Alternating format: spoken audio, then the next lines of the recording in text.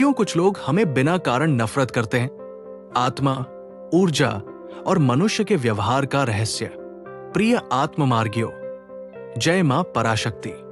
आज का प्रश्न बहुत साधारण दिखाई देता है, लेकिन जब हम इसे गहराई से समझते हैं तो ये मनुष्य के मन, आत्मा और संबंधों के बहुत गहरे रहस्य खोल देता है। कभी आपने ये अनुभव किया है कि कुछ लोग आपको बिना किसी स्पष्ट कारण के नापसंद करते हैं? आपने उनका कोई बुरा नहीं किया, आपने उन्हें कोई दुख नहीं दिया, फिर भी वे आपको देखकर असहज हो जाते हैं। कभी आपकी सफलता उन्हें खटकती है, कभी आपकी शांति उन्हें बेचैन कर देती है, और कभी आपकी उपस्थिति ही उन्हें अच्छी नहीं लगती। और तब मन में एक प्रश्न उठता है, ऐसा क्यों होता है? क्या वास्तव में कोई व्यक्ति हमें बिना कारण नफरत कर सकता है, या इसके पीछे भी कोई गहरा कारण छिपा होता है? आत्ममार्गियों, आज हम इसी रहस्य को समझने की यात्रा पर चलेंगे।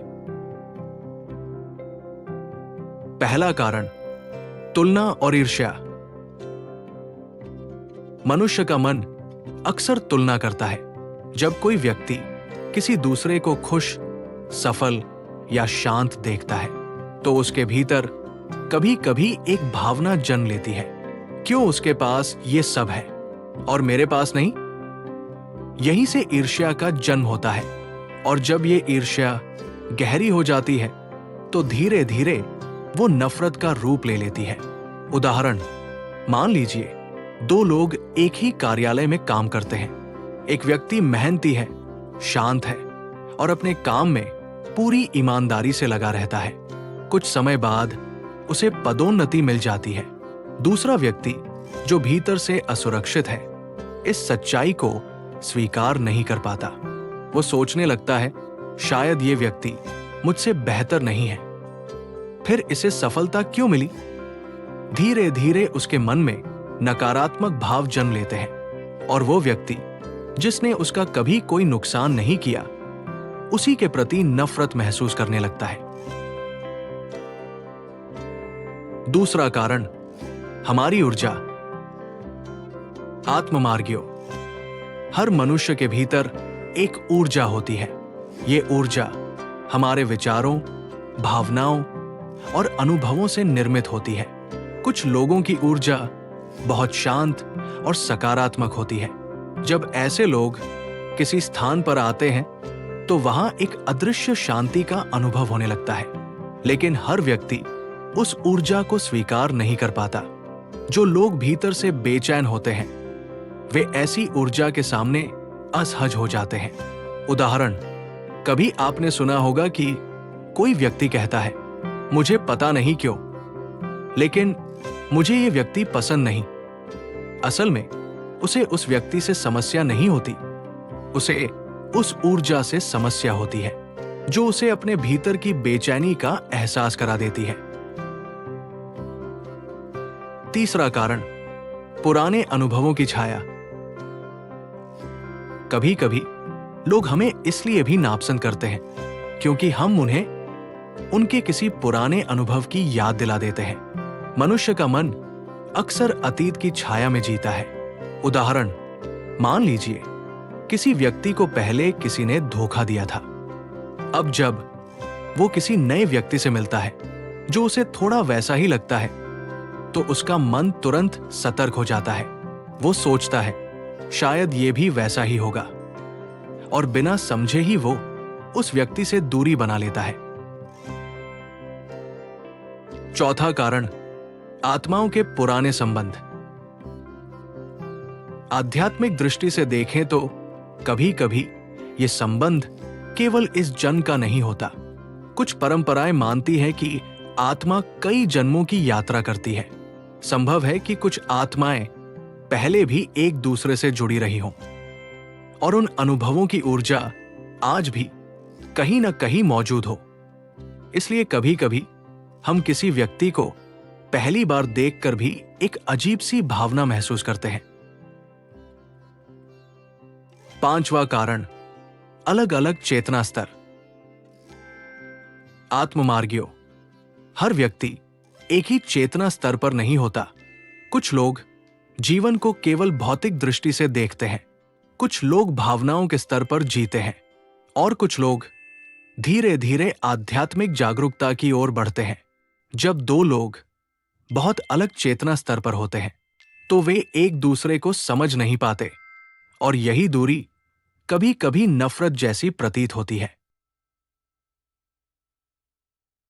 छठा कारण, दर्पण प्रभाव, मिरर इफेक्ट। मनोविज्ञान और अध्यात्म दोनों एक गहरी बात कहते हैं। हम दूसरों में वही देखते हैं जो हमारे भीतर मौजूद होता है। कभी कभी जब कोई व्यक्ति आपसे नफरत करता है तो वो वास्तव में आपसे नहीं, बल्कि अपने भीतर की उन कमियों से असहज होता है जिन्हें वह अनजाने में आप में देख लेता है। उदाहरण, यदि आप बहुत अनुशासित और ईमानदार हैं तो एक आलसी या बेईमान व्यक्ति आपकी उपस्थिति से असहज हो जाएगा।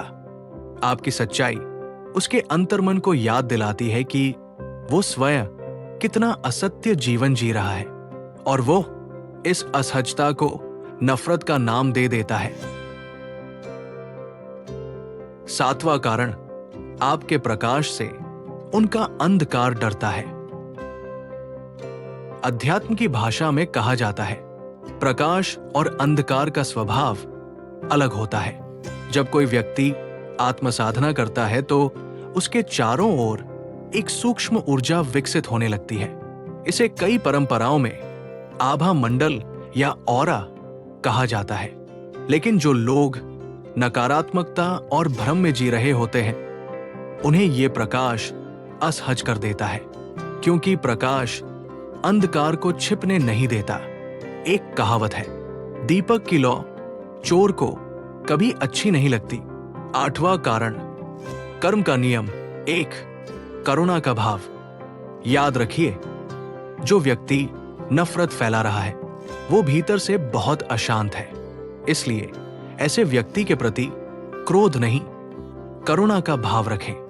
निष्कर्ष, अपनी चमक फीकी न होने दे। आत्ममार्गियों, समुद्र की गहराई में रहने वाले मोती को इस बात से कोई फर्क नहीं पड़ता कि ऊपर लहरें कितना शोर मचा रही हैं। उसी प्रकार आपका स्वभाव प्रेम, शांति और आनंद होना चाहिए। यदि लोग आपसे नफरत करते हैं तो ये उनकी यात्रा की समस्या है। आपका कार्य केवल सूर्य की तरह चमकते रहना है।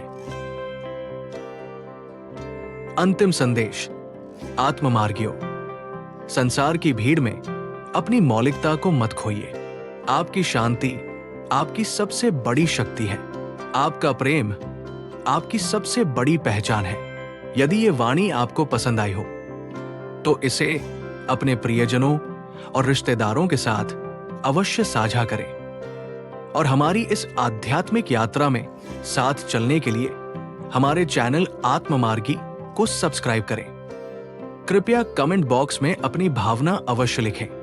हमें यह भी बताइए कि अगले वीडियो में आप किस विषय पर हमारी वाणी सुनना चाहते हैं। आपके विचार और सुझाव ही इस आध्यात्मिक यात्रा को और भी अर्थपूर्ण बनाते हैं। आपका हर पल आनंदमय हो और आपकी आत्मा सदैव जागृत रहे। जय मां पराशक्ति।